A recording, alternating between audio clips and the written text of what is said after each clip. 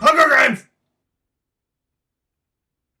So the Hunger Games was kinda dumb, and I'm pretty sure most of you know that considering my YouTube demographics. I mean, it's not as bad as Twilight, but there are a lot of similarities within the fan base.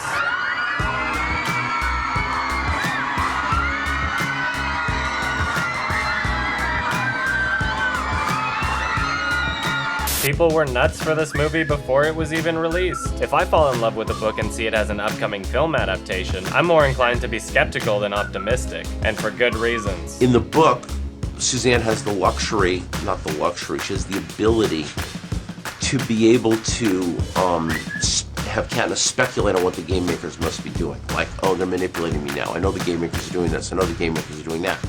Well, I can't shoot inside her head, so I can't do that, but I can cut to what they're doing. All the promotional shit for this movie sold like crazy. Posters, calendars, artwork, the soundtrack, and what the fuck was up with that soundtrack? Arcade Fire, The Decemberists, Carolina Chocolate Drops, Glenn Hansard, The Low Anthem, what the fuck? I don't know anybody that listens to The Low Anthem except me and fucking Shay. It's like false advertising. I don't remember hearing any of these songs in the movie, and there's no way you can fit all of those in the end credits. To me, it seems like an attempt to try and bring in a crowd that wouldn't have otherwise watched the movie. If you're already listening to those types of music, it probably means that you don't exactly trust things just because they're popular. But they didn't get me. Wait. Or maybe it's there to convince the opposite crowd to listen to something different for a change. Kinda like I do. Adam, what's that song at 025? Adam, that song at 25 seconds. What is it? What is it? What's that song at the beginning? What's that song at the end? I know, catchy as fuck, right? Well, I got a playlist for that shit now, so go find it. Now, although I do think The Hunger Games is pretty overrated, it's not completely void of substance. You can barely mention the movie without someone talking about how great the social commentary is. The movie's designed in such a way that no matter what side of the spectrum you're on, you feel as if it supports your own beliefs. What's fascinating is that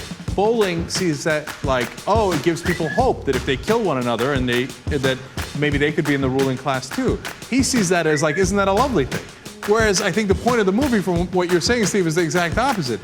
It's not a lovely thing that they're using hope as a drug and pitting the people who are not in the 1% against one another so they fight each other rather than fighting the ruling class that's captured the government. But is the social commentary in the movie that great anyway? Putting the Battle Royale comparisons aside, didn't they have the exact same thing in the movie Death Race? It's not really that far off, but when it comes to this movie, people just won't shut up about it. So why am I making this review? Because there are way too many people that think this movie is flawless. And because of that, I know that there are people out there who are waiting for someone to unmask it as the horribly average movie that it is. So we start the movie with, oh my god, that fucking horrible beard and blue hair. You can tell it's the future because no sane person today would ever do that to themselves. We're then introduced to the main character who's taking care of her sibling in a fatherless home. Food is scarce, so she uses her hunting skills to provide for the wait, did anybody else see Winter's Bone? I am in no way implying that the Hunger Games ripped off Winter's Bone. Not even really sure how that would be possible. And I am in no way implying that Jennifer Lawrence is anything short of a great actor, but I find it a bit distracting that I'm seeing two movies in a row with different but similar characters played by the same actor. The Winter's Bone character, I think, is almost very similar to this character. Yeah, very similar. But I guess nobody saw Winter's Bone, so it's okay. Don't worry about it. What are you gonna do with that when you kill it? Damn you, Gale! What an asshole. To make up for it, he throws a rock so that she can shoot a bird. What a great shot. But why did him yelling only scare the deer and not the birds? The birds were like right there. Why did throwing a rock do it and not yelling? Oh shit, look up ahead, it's a drone. Thanks a lot, Obama. Oh my god. Is this real? Oh my god, it's real bread. See, from that line we can determine that there's a shortage of food and that they're all starving to death, except they don't look like it at all. He even looks like he's been working out. I don't know where he's getting all that whey powder from. I guess when your target audience is the United States, you can sell the idea of a famine by simply casting people that are not fat. But seriously, this guy doesn't look like he's underfed. Apparently you can throw your name into the draw a few more times if you want more food. I was a little confused by how this system works, so I did some research. Apparently you're only eligible to compete compete for the Hunger Games between ages 12 and 18. But this guy is listed as being 18 years old. You'd think that during this conversation that they're having about their own eligibility for the Hunger Games, they would at least mention that once. There's no, hey, this is your last year, good luck, buddy, or anything like that. I guess it was probably in the book. Anyway, her sister gets really paranoid thinking that she'll get picked for whatever reason. So she gives her this Mockingjay pin and she's like, don't worry, nothing will happen to you if you have this pin because it's super special. But wouldn't you know it, she gets picked anyway. Wait, how big is that bowl? Is there honestly one piece of paper in there per name in the crowd? It's a pretty big crowd. Not to mention some people in the crowd have multiple copies of their name in there. You'd think that it would be a bigger bowl. Anyway, Katniss is so noble, she says, I volunteer as tribute. I believe we have a volunteer. was it always part of the rules that someone could volunteer? Because if you can have volunteers, there would be a really easy way to cheat the system. Is there a limit to how many extra times you can put your name in and get food? If a district came to agree on which person would be the volunteer ahead of time, then every single person could just put their name in extra times and get an unlimited amount of food for everybody. And the volunteer would be reimbursed by an entire year of everybody treating them like royalty. Plus, if you had a volunteer that was predetermined, you could just spend the entire year training them. Everybody can put their name in extra times and give part of their food to the volunteer, and then they'll be super buff and then they'll never lose. Seems like a pretty decent strategy, win-win for everybody, right? Just get one guy that could be the perfect super soldier and then everybody in the district can take turns sucking his dick. There's gotta be one kid that would be willing to do that if it meant the entire district was well fed for a full year. This whole volunteer thing sort of makes things a little flawed. Has there not been one single point in the 74 years of the Hunger Games where one kid would have just been like, hey, I'm feeling suicidal, I might as well just get like 1 million extra food and kill myself once I get picked or something like that? Apparently she was the very first volunteer, so I guess they'll have to start planning for next year. Let's have a big hand for our very first volunteer, Katniss Everdeen.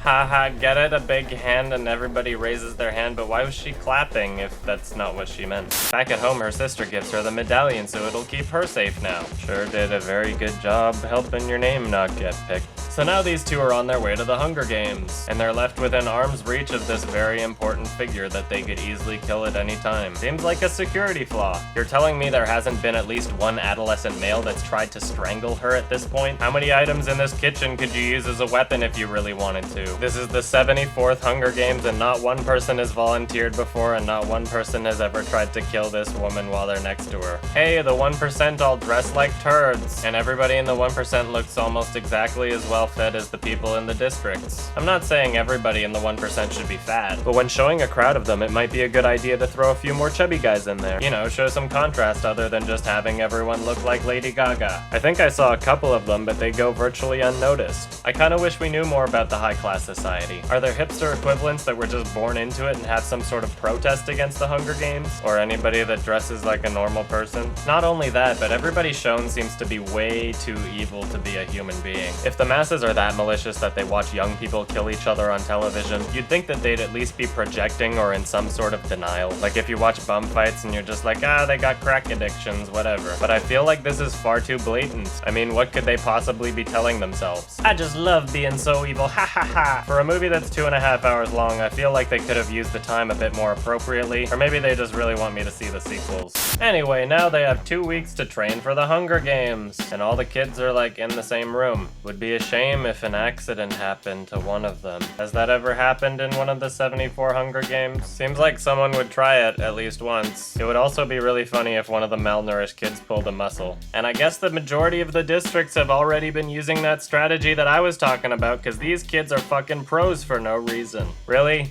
Really?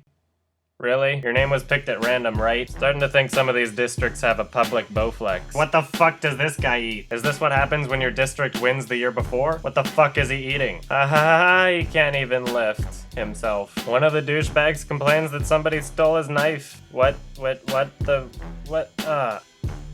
This one decides that he's not very good at training, so he's just gonna paint his arm. Where did he get all of the supplies to do this? I used to decorate the cakes down at the bakery. First of all, that's retarded. Second, your district's in the middle of a food crisis and you have people decorating cakes. And considering what you're doing with your arm, those cakes have got to be pretty fucking elegant. Who the fuck is buying those cakes? So now's the point where they show off in front of the sponsors individually. So if the sponsor sees someone that's a really good shot, they can totally rig the game even more in their favor. Katniss fucks up and misses by about a foot. She tries to redeem herself, but nobody's paying attention. So she decides to be a fucking badass. Okay, if I was one of the sponsors and I saw this girl already miss her target completely, I would assume that that last shot was a failed attempt at murder. She doesn't get detained, she doesn't get punished, and she doesn't even get questioned. Why does everybody assume that that shot was intentional? I guess it works out for her anyway because her score is 11 out of 10. What the fuck? Why not just give her 10 out of 10? This kind of makes your entire organization look a bit retarded.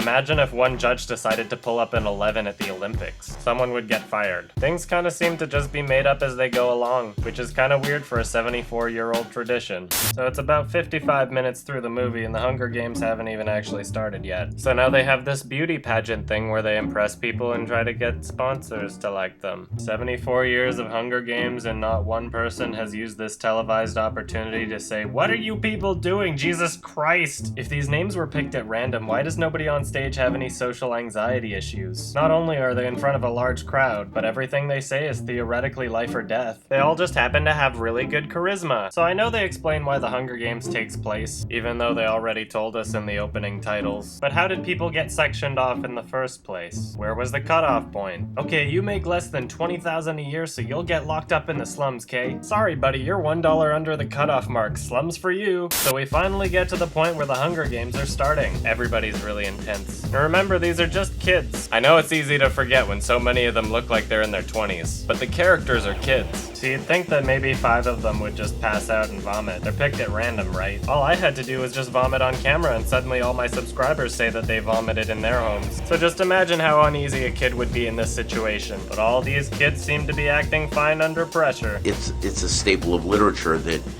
characters are thrust into an alien environment, you know, whether it's Gulliver's Travels or, you know, the examples, or Ulysses. I mean, the examples are limitless of people who leave the comfort of their own world, are thrust into alien circumstances, adapt to that, and grow as a result. But right? These are children. It's children. True. That's true. That's true. Listen, maybe that's why I was drawn to it. Time for some PG-13 violence. Whoa, what's happening off screen has gotta look pretty gruesome. Blood with no wound, yes! So to tie into that point I was making earlier with the upper class being too detached from empathy to be believable, well, it turns out it's not just the 1%. Now these random kids are like, lol, we're murderers. This is fun. They don't even seem to care that their own lives are somewhat in danger. Haha, did you see her? She was like, no, my family. Aren't your parents at home watching this on TV? Do you think that even if you win the games that anybody's gonna bother talking to you when you get back? This is dumb. And what's even more dumb is that Loverboy is apparently part of this alliance now. When did they orchestrate that? Did he come up to them or did they come up to him? And why would they trust each other on that one? So Katniss is being really smart and staying away from the action. But apparently being strategic is wrong, so instead of cutting to some of the other characters that are busy killing each other, they decide to make Katniss part of the action by spawning fireballs out of nowhere. Real fireballs. What if the entire forest caught on fire and killed everybody? What if you killed her with the fireballs? And District 12's Katniss Everdeen succumbs to death by fireball. Yeah, that's fair. I don't think anybody takes this game seriously. And apparently not even the people in it. La la la la la la la, let's kill her, hey! Are they all in denial that they're gonna have to murder each other later? Are any of them really even keeping track of how many other people are left out on the playing field? Well, she makes it up a tree, and instead of chasing after her, they decide that she's gotta come down at some point, so they leave themselves to just do nothing. Let's just hang around here. You know, if you just moved back a little, you could get a really good angle to kill her with that arrow. Doesn't leaving her unattended leave more room for error? I'm pretty sure even a small child could figure this shit out. I'm pretty sure even 12 to 18-year-olds are not that stupid. Fucking dumb. Yeah, let's start a fire. You know, a fire's actually a pretty good idea if you start it under the tree. You could kill her just like that. Burn the fucking tree down. Why don't you do that? Oh man, it looks like one of the sponsors really likes her, so he gives her a little present. Are there any limitations as to what the sponsors can give? How do these things get given anyway? If I was a sponsor, I'd think I'd just fuck with people. Why not? It's gonna be on TV, right? This is the moment where you should just send her a note that says, ravioli, ravioli, give me the formioli. But what are you allowed to give her? Why don't you just give her a fucking Glock? So despite the fact that everyone's trying to kill each other and Katniss is still in a tree, they decide it's a really good idea to fall asleep. Fucking genius. So Katniss cuts down a branch filled with fucking psychedelic poison wasps. Yep, a million wasps on the ground just killing that girl right there. And yet within seconds, the ground is wasp free when Katniss comes down. And also the body. They all just decided to leave. Oh, in case you forgot when they told you that the wasp sting had hallucinogenics, they're gonna tell you again in case you're really, really dumb. The venom of a trackerjacker sting produces powerful hallucinations. Props for knowing your target audience. Hey, it turns out that this little girl decided to save her. How long was I asleep? A couple of days. I changed your leaves twice. What? Did she poop herself? Something bothers me about how relaxed they are right now. Yay, time for some more replacements of Katniss's internal thoughts with shots of the commentators. I want to see if she's gonna figure out this booby trap. Yes, it seems they've reburied their minds around that big pile of goodies. Wait, they reburied their minds? How did you dig them up? So although one random chick figures it out and is able to steal shit right in front of them, what was that? Instead of doing the same, Katniss just decides to ruin it for everybody. And then they come back super pissed. I thought having all your shit blown up would have been something to consider when you were burying the mines there. She's on her way back, and then it turns out this girl's stuck. Probably alerted half the forest to her location. It's okay though, because now she's free. Oh, fuck. Damn it. Okay, she's dead. Waiting for that cannon shot. Still waiting. Nope, you're not gonna do it? For consistency's sake? The cannon shot that you told us we would hear every time a character has died? Nope.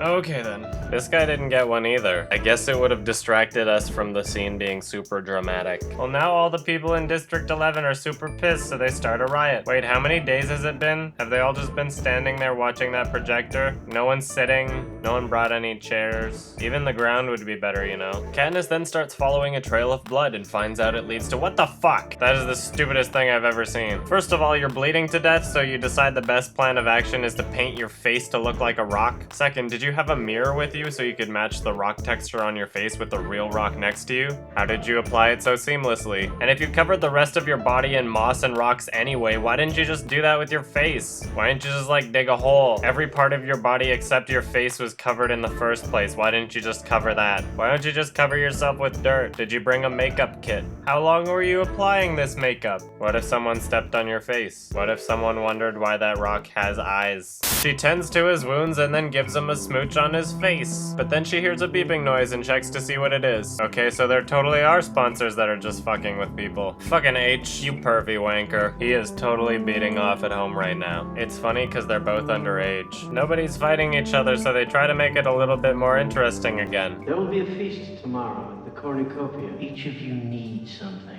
Katniss, you're not gonna risk your life for me. I'm not gonna let you. You would do it for me. I don't know why you would say that when he was in a group of asshole kids trying to kill you. Well, she decides to get his medicine anyway, but oh no, it's that bitch. Oh, I see. You're gonna help him, right? Well, that's sweet. No, it's too bad that you couldn't help your little friend. She definitely enjoys this way too much. You killed her. And now, we're gonna kill you. You kill her? How did he get so close without them noticing that he could hear her whispering that? How did she die? Death by being thrown against a wall. Just this time, 12.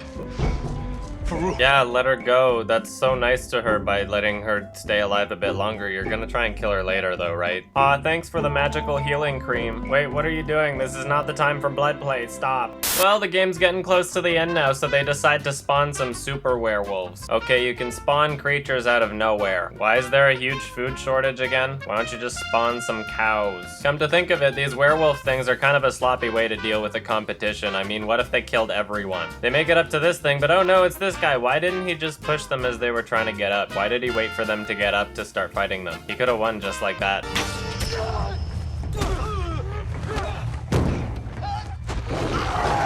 Well, that was satisfying. I still think it would have been awesome if she accidentally stapled his hand to his body when she did that. Well, now there's only 2 of them left and there can only be 1 victor, even though we already know which district won because they're both from the same one. They want them to fight to the death, but instead they decide that they're gonna both poison themselves. But it's just for show. See, this is all part of her plan. Because she knows that they're desperate to have a victor, so they won't actually let them both kill themselves. Stop! May I present the winners?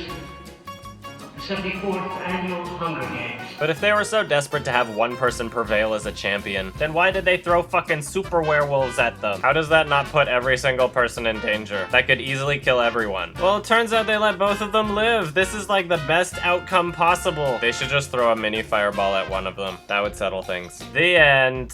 So I know that there are a lot of unanswered questions in the movie, and that a lot of them could probably be answered by reading the book. But remember, the point of adapting a novel into a screenplay is so that it stands on its own as a film. So remember, this isn't so much a criticism of the Hunger Games universe itself, but more so a criticism of the way it was presented in the film. I don't think the director was necessarily sloppy on this one, but the time spent on each event in the film definitely could have been cut down enough to answer those questions. Or at least the ones that the book's capable of answering. I've never read the book, but even if it is bad, at least its sales are determined by its content, not how attractive the cast members are.